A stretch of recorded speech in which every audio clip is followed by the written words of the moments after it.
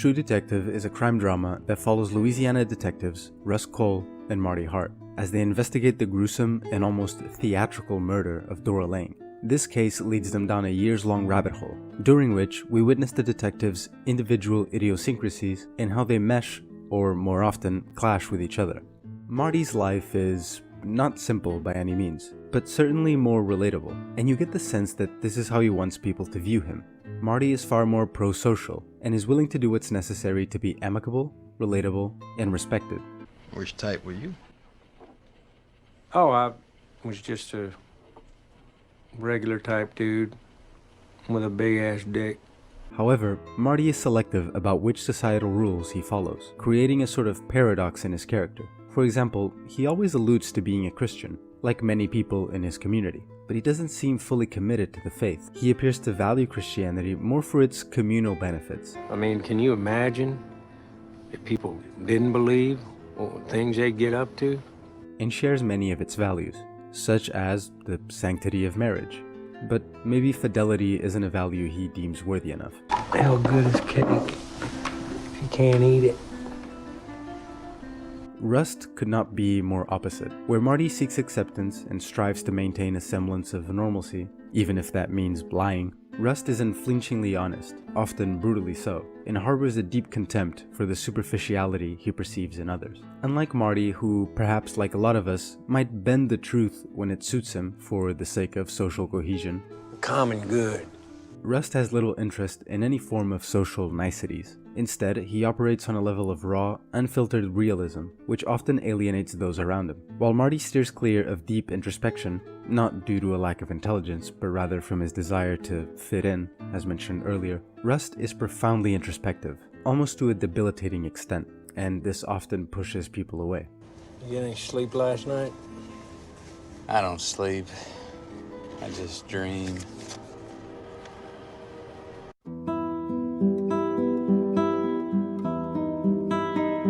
Arthur Schopenhauer's concept of the will is perhaps his greatest gift to philosophy, and I think it marks a shift in all of Western thought. Schopenhauer saw the will as the irrational, blind, instinctual force that drives most, if not all, human behavior. Your sense of bodily self-preservation, your sexual desire, your emotions, and most of your so-called rational choices. This idea challenged the traditional emphasis on reason, and the idea that we are such rational beings. Think of it as an early idea of the subconscious mind. Here, Schopenhauer adds a frustrating lack of control to the human consciousness, which shouldn't be unfamiliar to you if you've read Nietzsche or Freud. If you've watched my Lighthouse video, you can see how Freud's idea of the id clearly takes its inspiration from Schopenhauer's idea of the will. Rust seems to subscribe to this idea wholeheartedly, although he calls it his programming. What's the point of getting out of bed in the morning? I tell myself I bear witness. The real answer is that it's obviously my programming. And I lack the constitution for suicide. But before that, he says, I think human consciousness was a tragic misstep in evolution. We became too self-aware.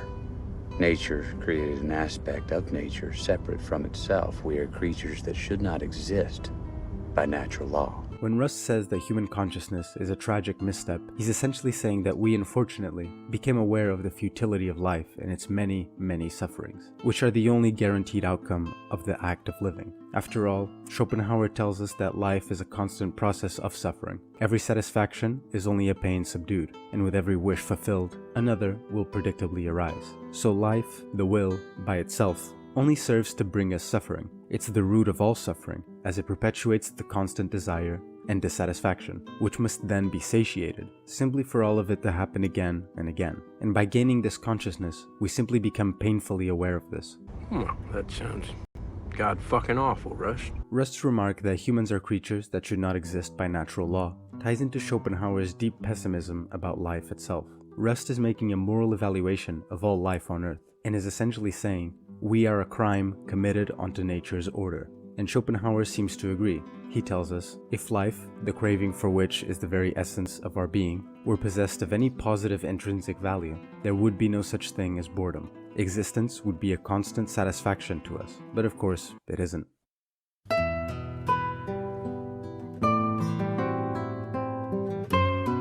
If the will is the root of all suffering, then should we deny the will to live?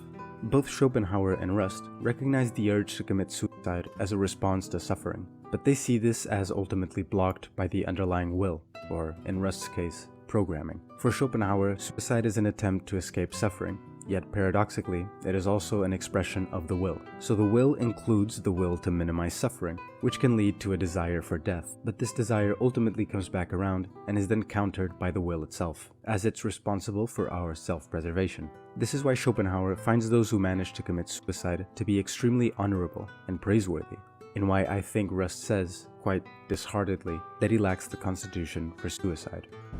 And I lack the constitution for suicide. But Schopenhauer is even more pessimistic, viewing suicide as futile because it doesn't actually address the underlying problem of suffering. It merely ends the individual's experience of it.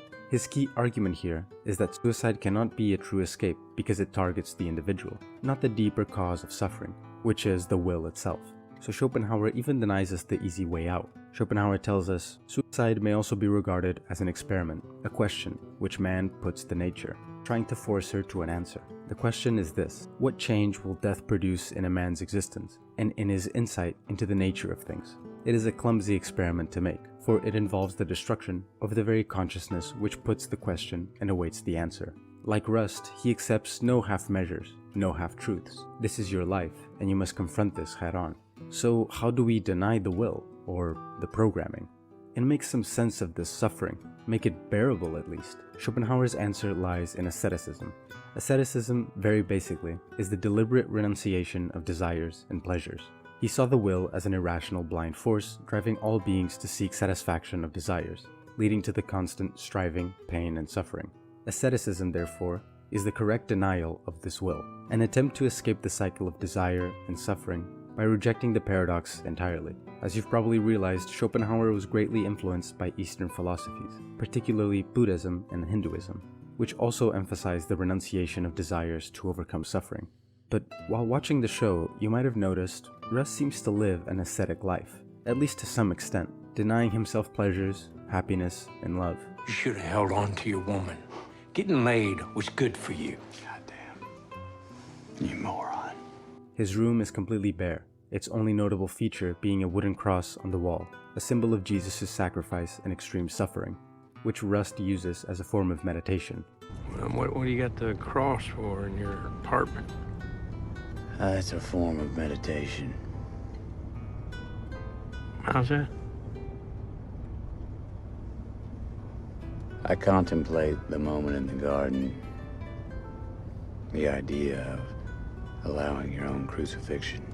And Schopenhauer tells us the inmost kernel of Christianity is the truth that suffering, the cross, is the real end and object of life. When his room isn't empty, it's filled with evidence of others' suffering, particularly young women, which undoubtedly brings to mind memories of his deceased daughter. We can assume he contemplates these things for hours, alone. And of course he's alone, for Schopenhauer tells us a man can be himself only so long as he is alone, and if he does not love solitude, he will not love freedom, for it is only when he is alone that he is truly free.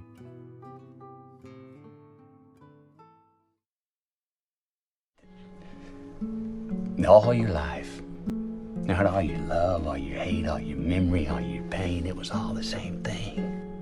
It was all the same dream, a dream that you had inside a locked room. A dream about being a person. So, as we talked about before, Schopenhauer believed that our perception of reality is completely shaped by the will, which drives us to continually strive and suffer. So in this sense, life can be seen as a kind of dream, an illusory experience dominated by the desires and suffering, which are imposed by the will. This is what I believe Rust means when he talks about life being a dream you had inside a locked room. And the locked room part, I think, gives it its final pessimistic ingredient, representing the inescapable nature of this human condition. When Rust says that all your life, all your love, all your hate, all your memory, and all your pain are all the same thing, to me that tracks very well with Schopenhauer's philosophy. Love, hate, pleasure, pain, and whatever else psychological state you might find yourself in, looking at the bigger picture, are not that distinct or separate. They are all just expressions of the will, which, as we've established, ultimately leads to suffering. It's for this reason that Rust believes the dead bodies he sees ultimately welcomed death. You look in her eyes, even in a picture, Doesn't matter if they're dead or alive. You can still read them. And you know what you see? They welcomed it. Not at first, but right there in the last instant. It's an unmistakable relief.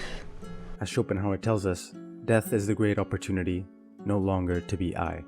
Also, the idea that time is a flat circle is shared multiple times throughout the show. Someone once told me time is a flat circle. Now, this idea is most likely a reference to Nietzsche's eternal recurrence. Nietzsche's concept of eternal recurrence is the idea that the universe and all events within it are eternally recurring. Everything that has happened will happen again, indefinitely. This idea is not just a metaphysical hypothesis, but here he is also challenging us, the reader, directly, a sort of test of one's attitude towards life. Nietzsche saw this test as a way to affirm life in its entirety, despite its suffering and hardships. For Nietzsche, the ideal response is amor fati, the love of fate. Embrace all aspects of life, both good and bad, as necessary and valuable. This idea is central to his philosophy of life affirmation and the overcoming of nihilism. Rust, however, is a pessimist, so his interpretation of this Nietzschean idea will resemble more how Schopenhauer would interpret it. He talks about these severely abused children and says, Everything we've ever done or will do, we're gonna do over and over and over again. And that little boy and that little girl, they're gonna be in that room again. And again. And again. Forever. Where Nietzsche saw the eternal recurrence as a call to affirm life, Rust rejects this life-affirming philosophy. Instead, he views the concept as a confirmation of life's inherent futility. For Rust, the idea that time is a flat circle doesn't inspire any love of fate, but rather a resignation to the endless cycle of suffering. If the ultimate purpose of the will, as Schopenhauer argued, is to produce suffering, then time being a flat circle makes this suffering eternal and recurring. Rust's interpretation shows his belief in the inherent tragedy of existence and of our unfortunate conscious awareness of it.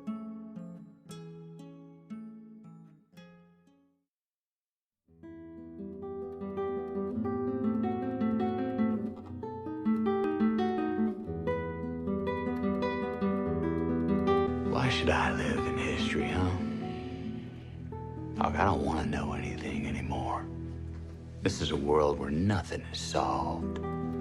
Now, this could very well be Rust showcasing a form of suicidal ideation, but it most likely represents his disillusionment with the very notion of human progress or meaningful change, or any sort of meaning, I guess. If the will has been this way, and will continue to be this way, then any outside forces who attempt any sort of betterment will be nothing more than illusions. No matter how much you strive or struggle, the grip of the will remains. You can alter your material circumstances, chase after new goals, seek personal transformation, but it's all just useless. The essence of your being is tethered to an unending cycle of desire and suffering. Your psyche, despite any superficial changes, will not escape this relentless drive.